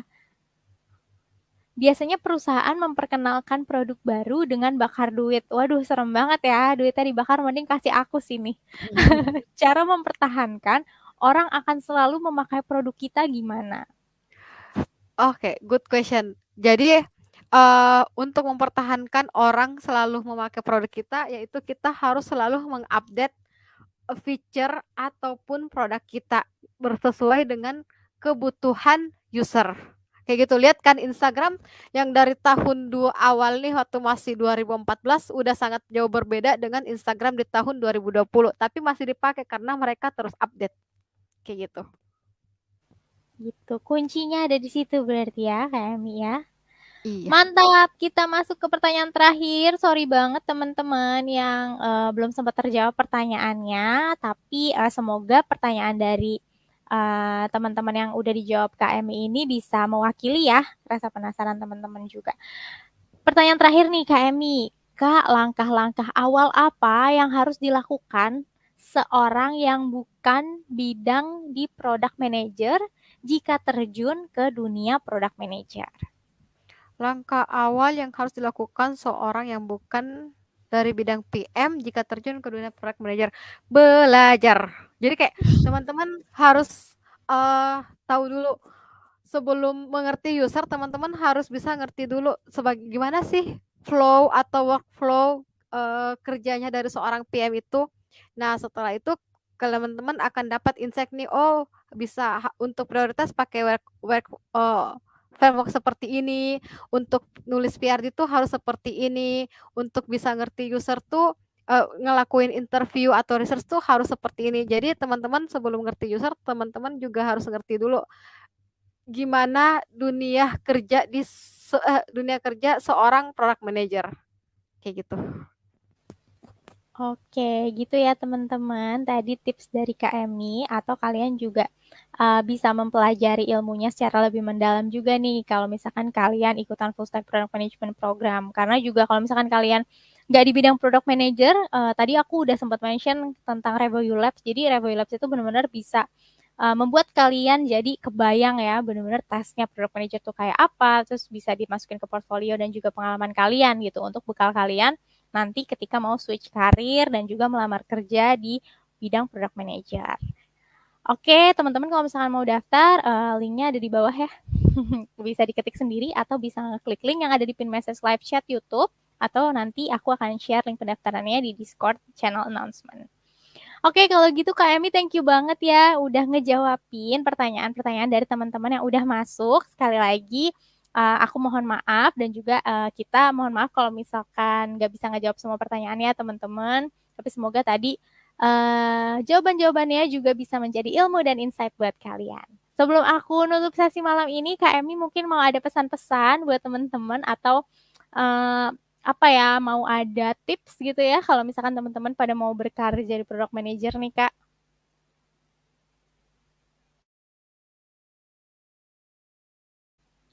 Sorry, Kak Emi masih di mute sepertinya ya. Benar, maaf. Untuk makasih ya Kak Dea. Untuk teman-teman yang beneran serius pengen berkarir sebagai product manager, aku bisa bilang kalian udah berada di track yang tepat, di path yang tepat untuk dengan belajar dunia per-PM-an bersama Revoyu, karena menurutku kalian hidup di zaman di mana ilmu itu sudah sangat mudah didapatkan. Jadi praktik langsung dan dapat feedback dengan ngerjain tugas-tugas dari mini course Revoyu nanti itu akan sangat membantu teman-teman yang akan bekerja sebagai PM. Apalagi kalau ngikut full stack-nya ada 13 pertemuan dengan 13 case study untuk bisa langsung praktik. Kayak gitu. Jadi tetap semangat, 2 minggu ya. Itu lumayan sih untuk bisa belajar basic PM banget Kak Dea. Tuh, Luar makanya biasa sih teman-teman Revoyu. wajib hadir ya sampai 2 minggu ke depan, jangan disia-siakan nih kesempatannya ya. Dikasih 2 minggu pembelajaran seputar product management, ada seputar karir juga secara gratis. Jadi jangan disia-siakan ya, harus wajib hadir terus nih sampai minggu kedua. Oke, kalau gitu thank you banget Kak Emi. Nanti kita akan ketemu lagi ya untuk di sesi berikutnya. Nanti mungkin baru di week 2 ya kita ketemu Kak Emi lagi. Oh iya. Oke, Thank you kalau Kak gitu. Dea. Makasih Thank you, see you. teman-teman. Oke teman-teman, jangan kemana-mana dulu. Tadi seperti janji aku di awal, aku mau ngejelasin lagi ya tentang assignment atau tugas-tugas yang ada di mini course. Jadi supaya teman-teman bisa lebih paham mengenai apa aja tugasnya, kapan deadline-nya, ini tugasnya ngapain aja gitu ya. Ada berapa tugas dalam satu mini course. Jadi supaya kalian lebih paham, aku mau ngejelasin sekali lagi ya teman-teman. Jadi teman-teman, selama mini course berlangsung di total 2 minggu ini, kita hanya ada 2 tugas. Yang satu adalah certification test, satu lagi case study. Ini masing-masing cuma satu ya teman-teman. Jadi bukannya satu certification test tiap hari ada, atau satu case study tiap hari ada. Enggak ya teman-teman, kalau kayak gitu nanti bisa ada 10 tugas dong ya berarti. Nah, jadi ini cuma satu certification testnya. ini adalah soal pilihan ganda yang terdiri dari 20 soal sertifikasi. Dan ini wajib dikerjakan dan juga harus lulus kalau misalkan kalian mau dapetin sertifikat. Dan wajib hadir dan absen tiap hari sampai di minggu kedua. Karena nanti kita akan mempertimbangkan kehadiran kalian juga nih selama di mini course. Jadi walaupun teman-teman mungkin yang tadi udah pada dapet keterangan kalau misalkan kalian udah lulus sertifikatnya, tapi kalau misalkan setelah itu kalian nggak hadir lagi di sesi-sesi berikutnya atau kehadiran kalian bolong-bolong, nanti kita berhak untuk tidak memberikan sertifikatnya kepada kalian ya teman-teman, walaupun kalian udah lulus. Nah, terus di dalam certification test itu juga ada 15 soal logical test. Nah, logical test ini nggak wajib dikerjain kalau kalian mau dapetin sertifikat, tapi kalau kalian mau dapetin jalur fast track untuk daftar ke full stack program, ini wajib dikerjain dan wajib lulus juga ya untuk logical testnya ini. Nah, mengenai fast track itu apa, nanti aku akan jelasin di slide berikutnya. Nah, certification test ini deadline-nya hari Jumat jam 12 malam. Jadi kalian boleh nyicil, boleh dikerjain dari sekarang, boleh disubmit dari sekarang. Jadi terserah kalian, senyamannya kalian, dan juga kalau kalian udah yakin juga boleh aja disubmit langsung. Tapi kalau misalkan kalian mau nunggu sampai seluruh mini course di minggu pertamanya selesai, itu boleh juga, bebas. Yang pasti di submitnya sebelum deadline ya teman-teman, karena nanti kalau udah deadline kalian udah nggak bisa submit lagi, certification testnya akan kita tutup. Nah, setelah nanti kalian ngerjain certification test, nanti di minggu kedua juga kehadiran kalian tetap kita pertimbangin, karena nanti sertifikatnya baru akan dibagiin di hari Senin depannya lagi setelah semua rangkaian mini course selesai. Nah, satu lagi adalah case study. Jadi case study ini sifatnya nggak wajib, tapi ini adalah tugas praktik yang bisa nambah skill kalian nih teman-teman. Bisa kalian pakai untuk ngelatih practical skill kalian di product management. Dan nanti jawabannya bakalan kita bagiin setelah mini course ini, tapi hanya untuk yang mengerjakan dan submit aja ya. Gitu. Jadi walaupun ini sifatnya optional dan tidak mempengaruhi sertifikasi, tapi ini bisa bermanfaat buat kalian belajar-belajar lagi nanti dari kunci jawabannya gitu, dan juga kalian bisa mengasah skill kalian ya di bidang product management. Nah, yang ini deadline-nya hari Sabtu jam 12 siang. Nah, untuk case study ini nanti baru akan diajarin di sesi hari Rabu sama Kamis ya. Jadi pastiin hari Rabu sama Kamis kalian juga hadir. Nanti kita akan ketemu lagi sama Kak Fajar untuk ngajarin mengenai case study-nya. Jadi kalian bisa ngeliat dulu nih brief case study-nya di channel assignment di Discord. Nanti cara simulasinya akan dipraktekin sama Kak Fajar di hari Rabu dan juga Kamis. Nah, ini teman-teman yang tadi aku bilang, kalau kalian mau dapetin jalur fast track, kalau misalkan kalian ngisi certification test beserta logical testnya, kalau kalian lulus mendapatkan jalur fast track, kalian bisa nge-skip satu tahapan di proses admisi. Karena seperti yang tadi aku bilang, kalau kalian mau join ke full stack program, ini harus melalui tes dulu ya teman-teman. Jadi ada initial test, essay, video call. Nah, setelah itu barulah kalian bisa bergabung di full program. Kalau kalian dapat jalur fast track, kalian bisa nge-skip tahapan initial test dan langsung masuk ke essay ya teman-teman. Gitu. Jadi saranku boleh sekalian dikerjain aja. Siapa tahu kalian bisa dapat jalur fast track, karena lumayan ya teman-teman, bisa menghemat waktu pendaftaran kalian untuk ke full stack karena slotnya limited untuk kelasnya. Kuotanya udah terisi 95%, jadi jangan sampai nyesel ya kalau misalkan kelewatan. Nah, nanti buat teman-teman yang udah submit certification testnya, kita akan kirimkan pengumuman lulus atau tidak di H+1 atau keesokan harinya. Jadi kalau kalian baru submit di hari ini, kita baru akan kirimkan pengumumannya di besok siang. Jadi walaupun kalian udah ngerjainnya tadi malam gitu misalnya, tapi tadi malamnya jam 12:01 kan udah masuknya kan udah di hari Selasa ya teman-teman. Berarti pengumumannya nanti baru hari Rabu siang. Jadi mohon ditunggu aja ya. Terus nanti kalau buat kalian yang lulus akan ada undangan langsung untuk bergabung di full programnya RevoU. Tapi kalau kalian udah nggak sabar, pengen langsung daftar aja dan mengamankan slot supaya nggak kehabisan batch Juni, kalian bisa langsung klik link yang ada di pin message live chat YouTube, atau bisa ngetik aja di sini yang udah ada di sini, atau biasanya aku juga kirimkan ke Discord channel announcement ya teman-teman. Oke. Terus Yang berikutnya ada apa?